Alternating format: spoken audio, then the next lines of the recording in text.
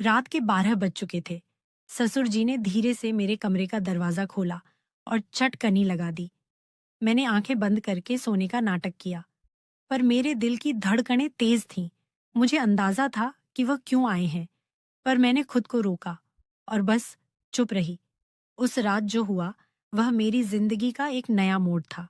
मेरा नाम सानिया है, उम्र 24 साल, और मैं अपने ससुर जी के साथ लखनऊ के एक पुराने मोहल्ले में रहती हूँ।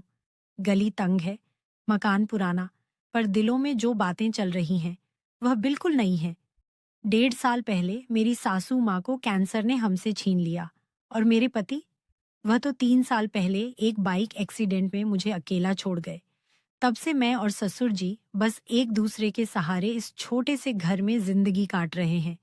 मैं दिन भर एक कॉल सेंटर में काम करती हूँ और घर लौटकर खाना पीना, बाजार सब संभालती हूँ।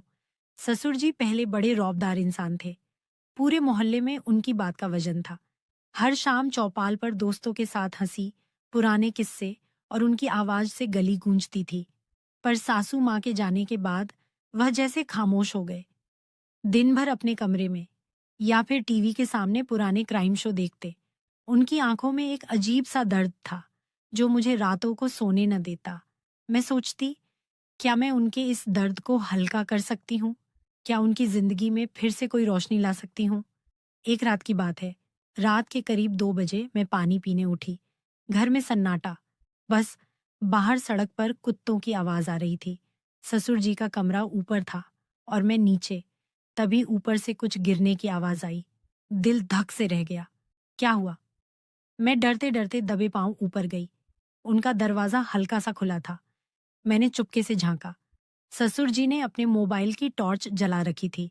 उनके एक हाथ में मोबाइल था और वह कुछ देख रहे थे। दूसरे हाथ में एक छोटा सा पप्पू था, शायद। तभी उनके हाथ से पास में रखा गिलास नीचे जमीन पर गिर गया, पर उनको पता नहीं चला। ससुर जी वीडियो देखकर पप्पू के सिर की मालिश कर रहे थे। मैं वहीं रुकी रही और बिना कोई आवाज किए उन्हें देखती रही। कुछ देर बाद जब पप्पू की अच्छे से मालिश हो गई, मोबाइल साइड में रख दिया और वैसे ही लेट गए। मैं धीरे से वहां से हटी और नीचे अपने कमरे में आ गई।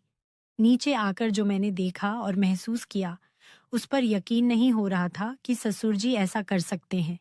लेकिन फिर सोचने लगी, यह तो स्वाभाविक ही है। इसमें कुछ ज्यादा सोचने जैसा नहीं है। दिल में जैसे कोई तार छिल गया।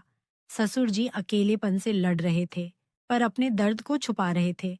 मैं सोचने लगी, क्या मैं उनके लिए कुछ कर सकती हूँ? क्या मैं उन्हें वह एहसास दे सकती हूँ जो अब उनके दिल में कहीं खो गया है? अगली सुबह मैंने फैसला किया कि कुछ तो करना पड़ेगा। मैंने उनके लिए उनकी पसंद का आलू का पराठा बनाया और साथ में अदरक वाली चाय। जब मैंने उनके सामने रखा, तो वह चौंक गए। बोले, सानिया, इतनी सुबह सुबह ये सब? मैंने हंसकर कहा, ससुर जी, आपकी वह पुरानी वाली हंसी लाने के लिए तो ये छोटा सा पराठा कुछ भी नहीं। वह हल्का सा मुस्कुराए और मेरे दिल को जैसे सुकून मिल गया। उस दिन के बाद मैंने उनके साथ वक्त बिताना शुरू किया। कभी उनके पुराने दोस्तों को घर बुलाया, कभी शाम को उनके साथ गली में टहलने निकली। एक दिन जब मैं रात को खाना बना रही थी, उन्होंने अचानक कहा, सानिया, तू मेरे लिए बेटी जैसी है, पर तेरा दिल क्या कहता है? तू भी तो अकेली है ना?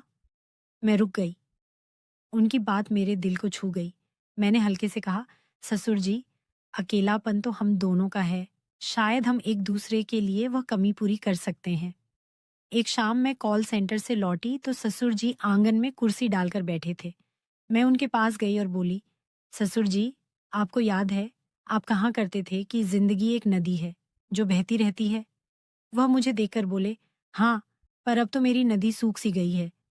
मैंने उनका हाथ पकड़ा और कहा, तो चलिए, हम इस नदी में फिर से पानी भरते हैं। हम दोनों एक दूसरे के लिए वह बारिश बन सकते हैं।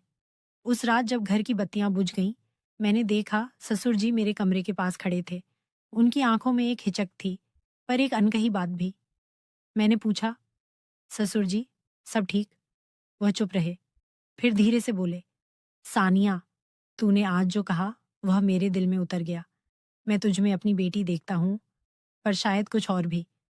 मेरे दिल की धड़कन तेज हो गई। मैंने हल्के से कहा, ससुर जी, हम दोनों ने बहुत कुछ खोया है, पर शायद हम एक दूसरे में वह सुकून ढूंढ सकते हैं जो हमें चाहिए। लोग क्या कहेंगे, ये सोचकर तो जिंदगी रुकती नहीं। उन्होंने मेरा हाथ थामा। उनकी हथेली में एक गर्माहट थी जो मेरे दिल तक गई। वो बोले, सानिया, ये रास्ता आसान नहीं। मैंने मुस्कुराकर कहा, ससुर जी, जो आसान होता है उसमें मजा कहाँ। बस आप मेरे साथ रहें, फिर देखिए कैसे जिंदगी फिर से रंगीन लगती है। उस रात हमने साथ बैठकर पुरानी बातें की, सासू माँ के किस्से, मेरे पति की शरारतें और वो पुराने दिन जब घर में हंसी गूंजती थी। पर उस रात कुछ बदल गया। ससुर जी की आंखों में वह खालीपन कम हो गया और मेरा दिल भी जैसे हल्का हो गया। अगले दिन जब मैं दफ्तर से लौटी तो ससुर जी ने मेरे लिए मेरी पसंद की कचौड़ी बनाई थी। बोले, सानिया, आज तुझे कुछ तीखा खाना चाहिए। मैंने जवाब दिया, ससुर जी, आपने तो मेरी जिंदगी में पहले ही तड़का लगा दिया। वह एक नई शुरुआत थी। न कोई नाम, न कोई रिश्ता, बस दो दिल जो एक दूसरे का सहारा बन गए। बाहर की दुनिया वहीं थी, लोग, उनकी बातें, उनका शोर, पर हमारे घर में एक नई सुबह थी जहां रिश्ते नहीं, बस एहसास थे। तो दोस्तों, अगर मेरी कहानी ने आपके दिल में कुछ हलचल मचाई हो तो चुपके से मत बैठिए, एक झकास लाइक ठोक दीजिए और सब्सक्राइब